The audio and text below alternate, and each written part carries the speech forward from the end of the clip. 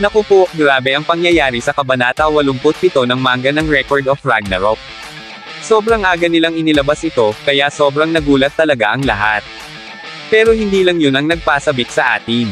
Agad-agad na nagsalpukan ang dalawa, at halatang halata na sa atake pa lang ni Soji, nagkalamat agad ang divine weapon ni Susanoo. At ang pinaka hindi ko talaga makakalimutan sa kabanatang ito ay yung pagbabago ng anyo ng divine weapon ni Susanoo. Simula sa sobrang laki ay ngayon ay naging maliit na ito, ang galing diba? Parang may bago talaga silang nilalaro sa manga ngayon. Subalit hindi maipagkakaila na halos pareho sa estilo ni Roronoa Zoro na Ashura ang gagamiting atake ni Susanoo ngayon. Napakaangas hindi ba? At dahil sobrang hype ng manga na, Record of Ragnarok, sasabihin ko na rin sa inyo na ang anime version nito ay lumagapak sa ika-8 na pwesto bilang pinakamasamang anime sa Ranker.com ngayong araw. Ang saklap, pero kailangan harapin, andito na